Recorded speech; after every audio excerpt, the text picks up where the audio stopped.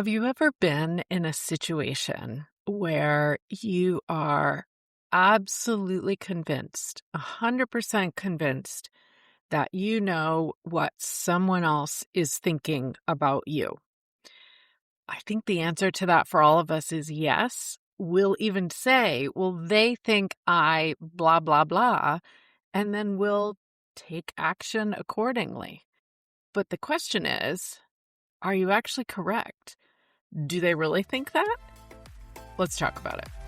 Welcome to Mind Your Midlife, your go-to resource for confidence and success, one thought at a time. Unlike most advice out there, we believe that simply telling you to believe in yourself or change your habits isn't enough to wake up excited about life or feel truly confident in your body. Each week, you'll gain actionable strategies and, oh my goodness, powerful insights to stop feeling stuck and start loving your midlife. This is the Mind Your Midlife podcast. Before we really get into it today, I want to share something with you that I am so excited about. So last summer, I did a little trial of launching a Substack and a Patreon membership, and I burned myself out within a couple months. And how did I do that? Well, I was trying to do just so much content, an extra piece of this, a chat about that, an extra piece of this, something else, and a secret episode, so many things. I burned out and I stopped. So after I've had time to think through that and figure out what it is I really was aiming for, what I want to do is have a community where we can interact more, where we can know each other, where you can ask questions and I can give you my unfiltered thoughts and vice versa. So I'm going to launch it in a way that I really want to do it, and I hope you'll join me. So I want to invite you to the brand new Mind Your Midlife Inner Circle on Substack. This is meant to be a cozy space for us to be able to connect. So when and if you subscribe, you are supporting the show, number one, allowing me to keep going and doing this podcast that I love to do.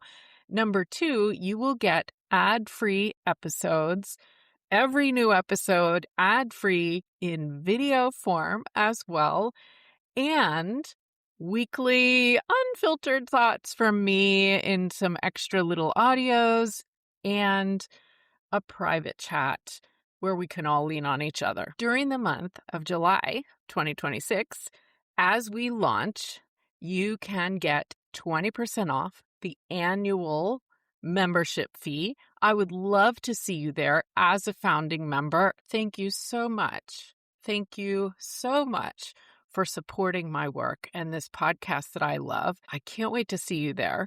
The link is in the show notes. It's mindyourmidlife.substack.com/launch party. Very excited. Can't wait to see you. All right. Now, let me get back on track because I gave you a little teaser at the beginning that we get so convinced that we know what other people are thinking, right? Let me give you some examples. So you've heard me allude to this, I have some struggles going on with some very important people in my life right now. And I have to be somewhat vague because we're going to keep the details of that off the table.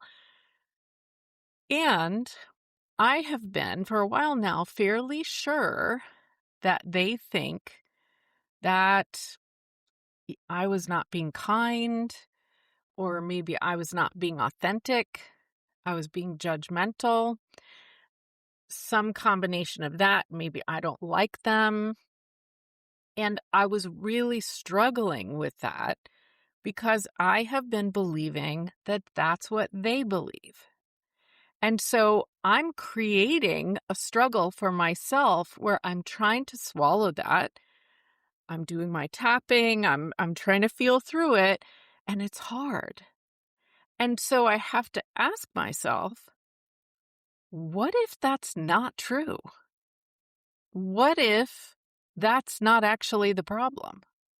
What if it's some other issue that I can't really understand because I'm not aware of it?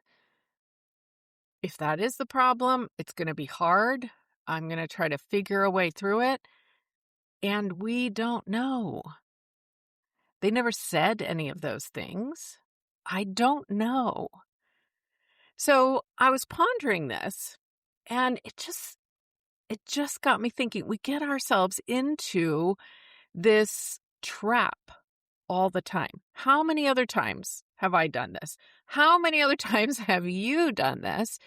We're convinced we know exactly what someone is thinking, and maybe you've even seen the evidence that many times it turns out that we were wrong.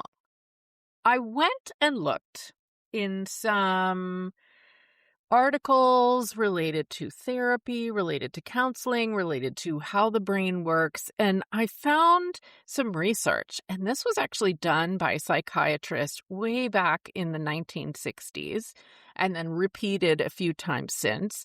And they call this trap that I'm talking about, where we believe we know what people are thinking, a mind-reading cognitive distortion. This concept was that we somehow believe, and using the words cognitive distortion means it's not accurate, we somehow believe that we know what someone else is thinking. And part of the problem is, oftentimes we assume it's negative. Then we march ourselves off and we act on those assumptions as if they were facts, never even figuring out whether it was true, never even trying to find any evidence whether it was true or whether it wasn't. We do it a lot. So let me give you another example besides the one I just described. We're in midlife. If you have a spouse or a partner, are you starting to kind of worry because you think they don't think you're attractive anymore? Maybe you're not thrilled with some of the way your body is changing. And so you are getting concern. It could be just a little bit of concern, could be very stressed, could be very worked up about this, that they must not be attracted to you anymore. Is that true, though? I mean, it could be, but it also very well could be that they're absolutely still attracted to you because it's you. It's not about exactly what your leg looks like. It's you. Or maybe you are working in a job where you have a boss and you are telling yourself, as all of this AI comes, AI, AI, AI. That's all we hear about, AI, AI, AI. I feel like I'm singing the old McDonald song. That's all we hear about. Are you telling yourself that your boss thinks you're too old to learn it or be involved in whatever new project is going on related to AI?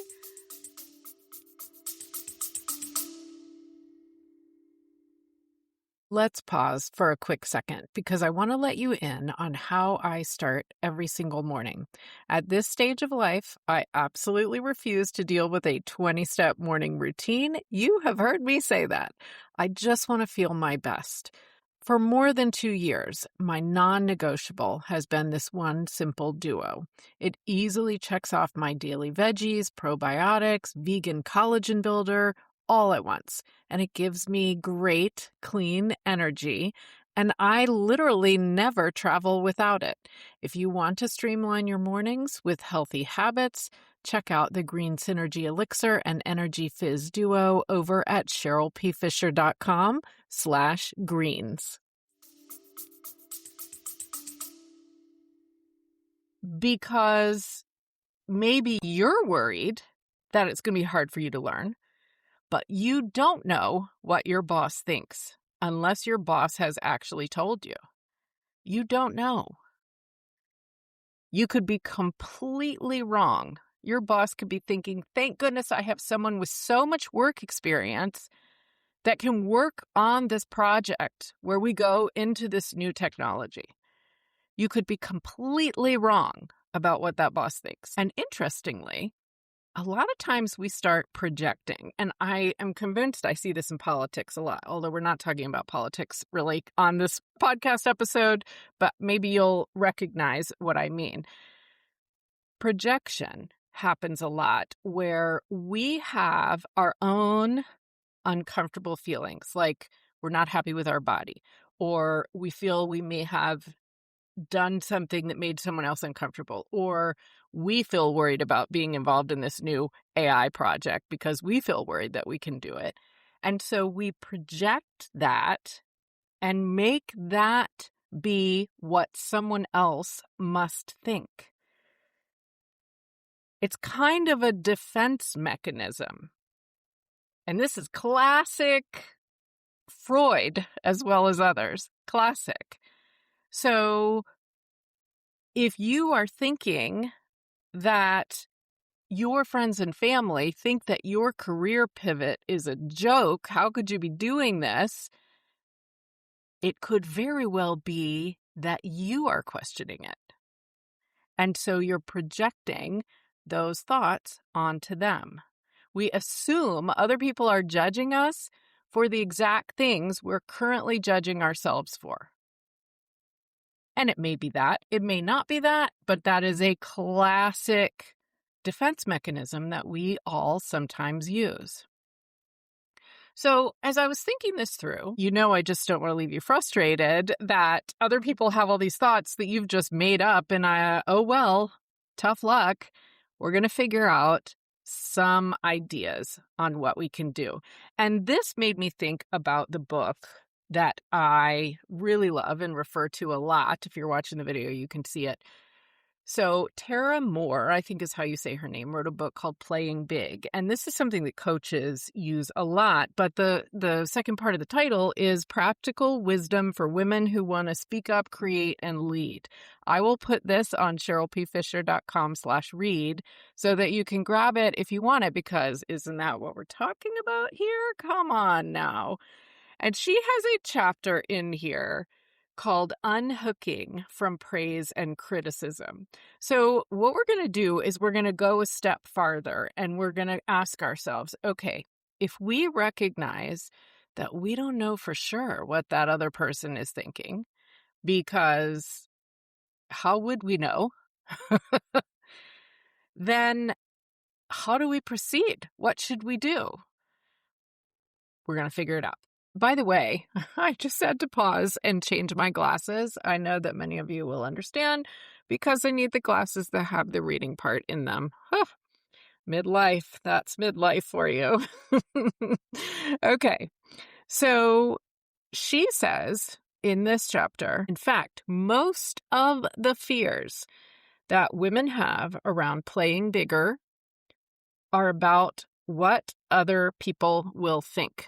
Examples: people won't like what I have to say. My colleagues will think I don't know what I'm talking about. My family will not approve. Isn't this what we've just been saying? We think that they think that we can't do it, or we shouldn't do it, or we won't do it well. And that fear keeps us from taking the challenge, from playing big, from trying something new. And there are, according to her, 6 reasons that we care so much about what other people think. And I was pretty fascinated because, we know we care what other people think. And some of us think we care less, and some of us think we care more, but we do care, of course. I'll read them to you, but then we're going to focus on a couple of them. So now that I've said 6, let me tell you the 6. Good girl conditioning. Ooh. Relational focus. Heightened awareness of others' reactions, history of survival through likability, social influence, fear of personal attacks, and cultural focus on girls' and women's appearance. That's an interesting one. What I want to focus on is just a couple of these. And the first one is what she calls relational focus. I would call this that we are conditioned to want community, to want a support group, to want to have relationships with people. And of course, those relationships look like all sorts of things. But the examples we've been talking about today are family, but they're also work colleagues and boss and friends and all sorts of relationships, right? And so she says, maybe it's nature, maybe it's nurture. Let's be honest, it's both. Many women become or are very relationship oriented, right? We care for other people, we nurture other people, we take other people's perspectives into account. We do what we can to make sure there's harmony, there's connection in our families, there's connection in our communities and in our teams at work. We want to be kind, and we want to know that others experience us as kind. There is nothing wrong with that. And she says that this is the positive side of a relational focus. And it's really important. A world without women who are focusing on these relationships, I don't know. I don't want to know that world. I don't think you want to either.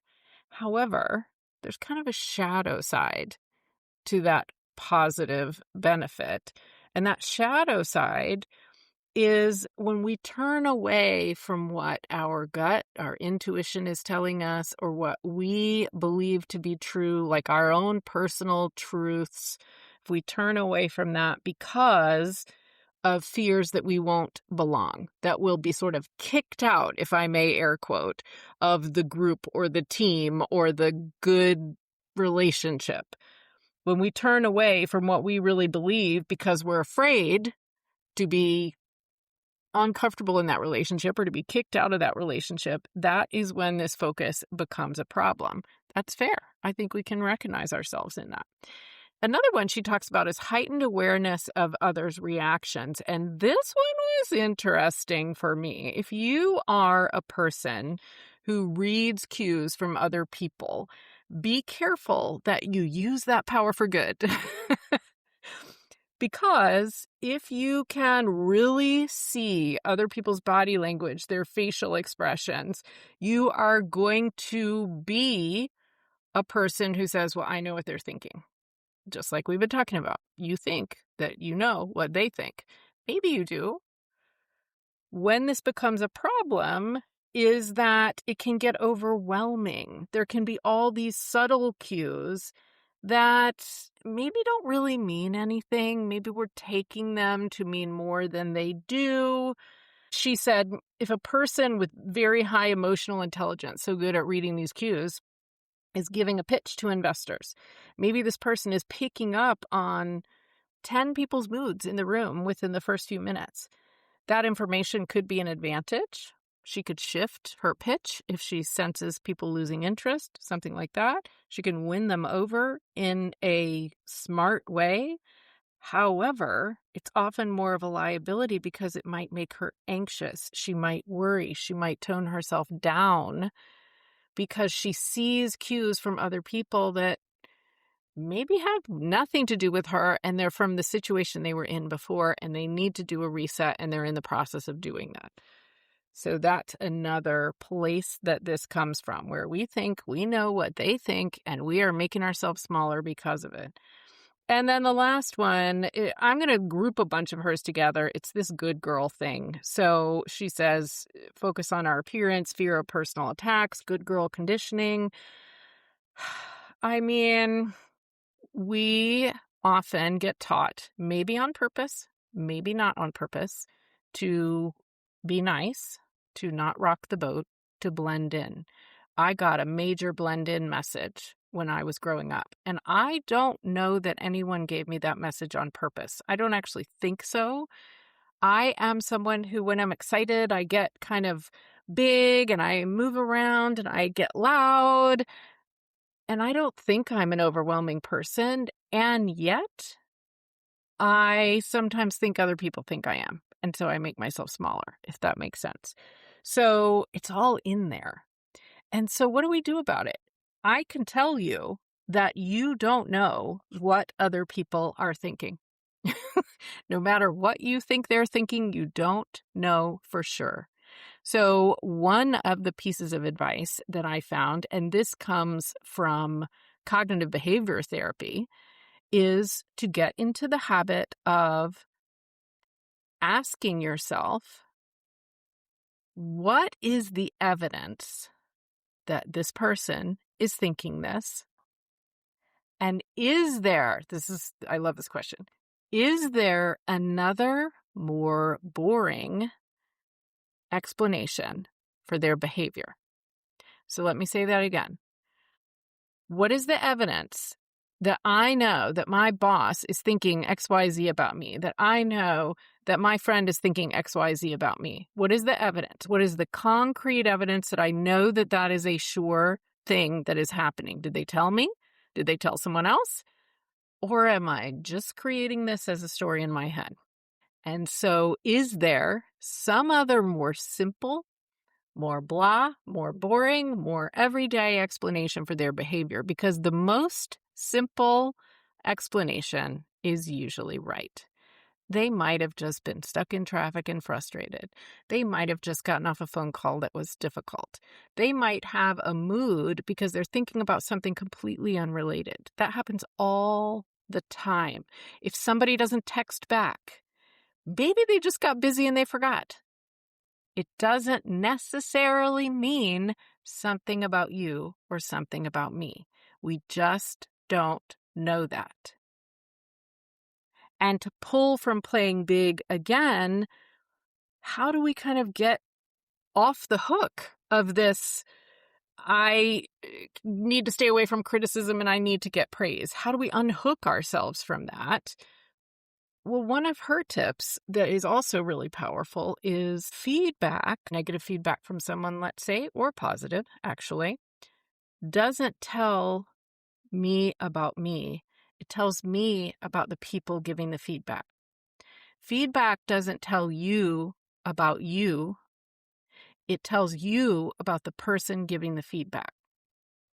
It tells you about the person and what they believe and what they want and what they like. And if that's not what you did, it doesn't mean what you did is wrong. Take a learning lesson from it about that feedback, but don't let it be a judgment about you yourself as a person. And there's another interesting question that you could possibly ask too when you're getting kind of worked up about what they think. Are you really wanting positive feedback? Are you really wanting praise and you're upset that you don't think you're going to get it because of what you think they think?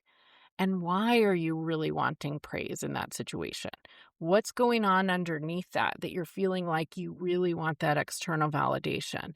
Because sometimes it's possible that we find that we have a conflict going on inside ourselves about this situation, and we may want to start doing something differently or make some different decision, and it's completely separate from anything going on outside of us.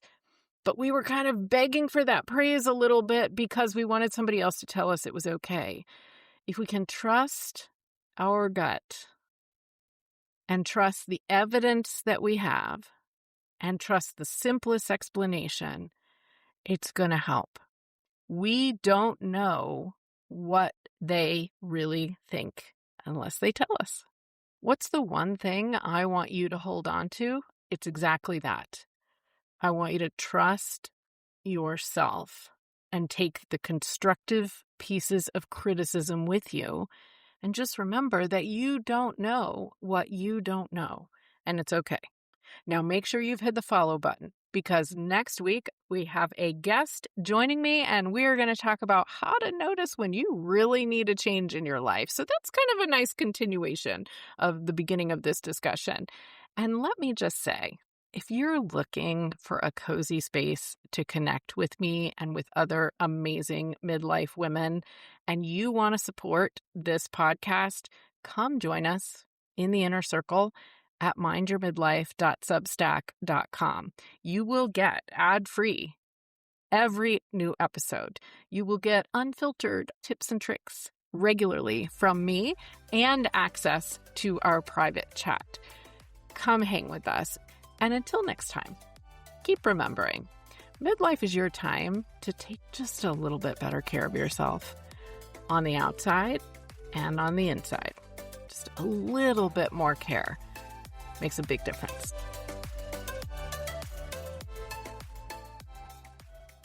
I wish I had a dollar for every time I talk about how so many things are changing in midlife. The energy shifts, the brain fog, the hormones. Oh my goodness. That's why I want to share vitamin G Pixie Sticks with you. These delicious sugar-free packets deliver glutathione, which is the body's master antioxidant. They were formulated by a naturopathic doctor, and they are an easy way to support immune health, enhance detoxification, and promote healthy aging, basically fueling your body from the inside out. You know, midlife is your time to take just a little bit better care of yourself. So grab yours today at CherylPFisher.com/vitamin G.